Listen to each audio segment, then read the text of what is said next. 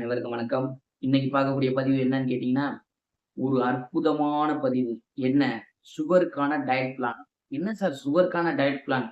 இப்ப பார்த்தீங்கன்னா, உங்க மூஞ்சியே நல்லா பிரைட்டா மாறிருக்கு. ஏன்னு கேட்டீங்கன்னா, என்ன சாப்பிடுறதுன்னே தெரியாம நெறைய பேர் இருக்காங்க. எதையுமே என்ன சாப்பிடுறது? சுகர்ன்னு சொல்லிட்டாங்க. நம்ம எத சாப்பிட்டா நமக்கு உடம்புக்கு நல்லது? அப்படின்ட்டு கருப்பு கவுனி அரிசி சாப்பிடலாமா? இல்ல மாப்பிள்ளை சம்பா சாப்பிடலாமா? இப்படின்னு தேடல்கள் இருந்துகிட்டே தான் இருக்கே ஒழிய, எத எந்த நேரத்தில சாப்பிடணும்னு இப்ப ஃபர்ஸ்ட்டு யாருக்கும் எதுவும் தெரியல. அதுக்காக தான் இந்த வீடியோல நான் அந்த டயட் பிளான சொல்றேன். இத நீங்க செஞ்சுக்கிட்டு நான் குடுக்குற அக்குப்ரெஷர் புள்ளிகளையும் நீங்க வந்து உபயோகம் பண்ணிட்டு வரும்போது, முழு பலனையும் உங்களுக்கு இது கிடைக்கும். ஓகேங்களா? இப்போ சுகருக்கான உங்களுக்கு முக்கியமான டயட் பிளான்ல நான் சொல்றது என்னன்னு கேட்டீங்கன்னா, இதுக்கு முத நாள் நைட்டு நீங்க நார்மலான உணவு சாப்பிட்டீங்க. ஓகேங்களா? காலையில வெள்ளன எந்திரிக்கிறீங்க. எந்திரிச்சு உங்களோட உடற்பயிற்சி, மலஜல கழிவுகள் நீக்கிட்டு உங்களோட உடற்பயிற்சி செய்வதா இருக்கட்டும், உங்களுடைய காலை உணவு எப்படி இருக்கணும் அப்படின்னு கேட்டீங்கன்னா, இட்லி இந்த மாரி எளிதில் ஜீரணிக்கக்கூடிய உணவுகள லிமிட்டேஷன் அதாவது பசி இருக்கும் வரை மட்டும் மெதுவா மென்னு உமிழ்நீரோட கலந்து நீங்க சாப்பிடணும். 4 இட்லி சாப்பிடுறதா இருந்தா, நீங்க மென்னு உமிழ்நீரோடு கலந்து சாப்பிடும்போது 3 இட்லிக்கு மேல சாப்பிட முடியாது. அந்த அளவுக்கு நீங்க சாப்பிட்டாலே உங்களுக்கான செறிவூட்டப்பட்ட குளுக்கோஸ் உங்க உடம்புக்கு கரெக்ட்டா கிடைக்கும். நீங்க எக்ஸ்ட்ரா சாப்பிடக்கூடிய அனைத்து உணவுமே அது கழிவா தான் சுத்திக்கிட்டு இருக்கும். இதுதான் உங்களுக்கு சுகர்ன்னு சொல்லி டெஸ்ட்ல காட்டுறாங்க. சரிங்களா? அடுத்து மதியம் என்ன பண்றீங்க? ஒரு 10, 11 மணி அளவுல ஒரு இயற்கையான குடிநீர், அதாவது இயற்கையான ஒரு தேநீர், இந்த மாரி ஏதாவது நீங்க ப்ரிப்பேர் பண்ணி இத நீங்க குடிச்சுக்கலாம்.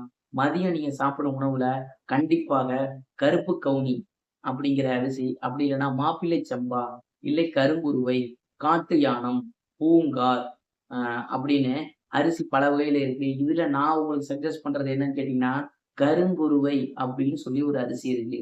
அந்த அரிசிய நீங்க சர்க்கரை வியாதிக்கான ஒரு முக்கியமான அரிசி வந்து அந்த கருங்குருவை தான். அந்த கருங்குருவைய வாங்கி நீங்க சாதமாக செய்து மதிய வேளையில ஒரு கப் உங்களோட லஞ்ச்ல எடுத்துக்கும் பொழுது, காய்கறிகள் அதிகமாகவும், அந்த அரிசியில செய்யப்பட்ட உணவுகளை கொஞ்சம் சேர்த்து எடுக்கும் பொழுது, அந்த சர்க்கரை நோயினால் வரும் விளைவுகளா இருக்கட்டும், ச அந்த குளுக்கோஸ் ரத்தத்துல உடனே கம்மியாகுற, திடீர்னு லோ சுகர் ஆயிடுது சார் அப்படிங்கிற பிரச்சனையுமே இந்த ஆ கருங்குருவி அரிசி உங்களுக்கு வந்து நல்லா வந்து ஹெல்ப் பண்ணும். ஓகேங்களா? அந்த கருங்குருவி அரிசி சேர்ந்த உணவு வந்து நீங்க எடுத்துக்கங்க. மாலை நேரத்தில ஒரு சுக்கு காப்பி நீங்க எடுத்துக்கலாம். ஈவினிங்ல கண்டிப்பாக பால் கண்டிப்பா அவாய்ட் பண்ணிறணும். பால், தயிர் இதுக்கு வந்து நாட் அலோவ்டு. நீங்க வந்து இது ஸ்கிப் பண்ணிறணும். சரிங்களா? இரவுல வந்து இந்த சப்பாத்தி, பூரி, புரோட்டா, கேப்பக்கூழு, கீரை, ஆ நான்வெஜ்ஜஸ் இதெல்லாம் கண்டிப்பா நீங்க அறவே தவிர்த்திறணும்.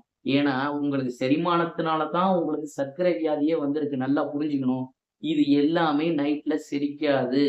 செரிக்காத உணவுகளாகிய கீரை, ஆ பசைத்தன்மை உடைய உங்களுக்கு சப்பாத்தி, புரோட்டா இது எல்லாமே உள்ள போய் என்னன்னு கேட்டீங்கன்னா, செரிக்காமல் அமிலத்தன்மையை அதிகப்படுத்தி, செரிமான தொந்தரவை மேற்கொண்டு உங்களுக்கு கேஸ்ட்ரோ பிரச்சனைகளை கொண்டு வந்து, சுகர் குறையாம ரத்தத்துல கெட்ட குளுக்கோஸா அது அதிகப்படியா ஃபார்ம் ஆயிட்டே இருக்கும். நீங்க எவ்வளோதான் போய் டெஸ்ட் எடுத்து பார்த்து, எனக்கு சரியாயிருச்சு அப்படின்னு நீங்க பார்த்தாலும், நீங்க மாத்திரை சாப்பிட்டுட்டே இருக்க வேண்டியதுதான். ஒரு பக்கம் இந்த தப்ப பண்ணிக்கிட்டே இருந்தீங்கன்னா, கண்டிப்பா உங்க சுகர் வந்து நார்மலைஸ்க்கு வராது. அப்போ அப்படி நீங்க மாத்திரை சாப்பிட்டா என்ன புண்ணியம்? அப்போ நீங்க உங்கள ஏமாத்திக்கிறதுக்கு மாத்திரை போட்டுக்கிறீங்க. ஓகேங்களா? அப்போ வாழ்வியல் முறைய மாத்துறதுக்கு, உணவு முறைகள முதல்ல மாத்தணும். நம்ம கரெக்ட்டா மென்னு சாப்பிடணும். கரெக்ட்டான நேரத்தில தண்ணி குடிக்கணும். ஆ முடிஞ்ச வரையும் உடலுக்கு வந்து நல்லா பயிற்சி குடுக்கணும். அதுதான் மெயின். உடலுக்கு கொஞ்சம் பயிற்சி குடுக்கணும். இப்ப சாப்பிட்டு சாப்பிட்டு டிவிய பார்த்துட்டு படுத்து கிடக்கிறது. இதெல்லாம் வந்து கொஞ்சமாவது உடம்ப வந்து அசைச்சு குடுக்கணும். இந்த மாரி பயிற்சிகள நீங்க மேற்கொள்ளுங்க. இப்படி பண்ண உங்களோட வாழ்க்கை முறை மாற ஆரம்பிக்கும். உங்களோட வாழ்க்கை முறைகள் மாற ஆரம்பிக்கக்குள்ள, நான் சொல்லக்கூடிய சில அக்குப்ரெஷர் புள்ளிகள், நான் முழுவதும் என்னோட சேனல்ல நெறைய போட்டிருக்கேன். இந்த அக்குப்ரெஷர் புள்ளிகள நீங்க செஞ்சுக்கிட்டே இந்த டயட் பிளானையும் சேர்த்து நீங்க செய்யும்போது, ஒரு முழுவதுமாக உங்க நோயிலிருந்து அற்புதமாக நீங்க வெளியில வர்றத கண்கூடா பார்க்க முடியும். சரிங்களா? மேலும் ஹெல்த் வீடியோ சம்மந்தமான அனைத்து தகவல்களும் நான் இந்த காணொளியில குடுத்துட்டு இருக்கேன். எனக்கு ஆதரவு குடுத்து, சப்ஸ்கிரைப் செய்து, இத நெறைய பேருக்கு ஷேர் செய்து, நீங்க வந்து தெரியப்படுத்துவீங்கன்னு நான் நம்பிக்கை இருக்கு எனக்கு. கமெண்ட் பாக்ஸ்ல நீங்க சொல்ல வேண்டியது என்னன்னு கேட்டீங்கன்னா, யார் யாரெல்லாம் சுகர் நோயால கஷ்டப்பட்டு கால்ல புண்ணு இருக்கு சார். நான் அதுக்கு ஏதாவது தீர்வு சொல்லுங்க சார்ன்னு கேட்கிறீங்களோ, அவங்களுக்கு அடுத்த வீடியோ குடுக்கலான்னு இருக்கேன். நீங்க எவ்வளவுக்கு எவ்வளோ எனக்கு லைக் பண்ணி சப்ஸ்கிரைப் செய்து வச்சு எனக்கு ஆதரவு குடுக்குறீங்களோ, கால் புண்களில் சர்க்கரை நோயினால் ஒவ்வொரு ஆஸ்பத்திரியா போய் கால் புண்ணு ஆறாம கால் எடுக்க வேண்டிய நிலைமைக்கு வந்துகிட்டு இருக்க அனைவருக்கும் அடுத்த வீடியோவில் நான் பதில் சொல்ல காத்திருக்கேன். நீங்க எனக்கு சப்போர்ட் குடுப்பீங்க அப்படிங்கிற ஒரு நம்பிக்கையில, நீங்க எவ்வளவுக்கு எவ்வளோ எனக்கு சப்போர்ட் குடுக்குறீங்களோ, நான் அடுத்தடுத்த பயணத்த உங்களுக்காக சேவை செய்ய நான் ரெடியா இருக்கேன்.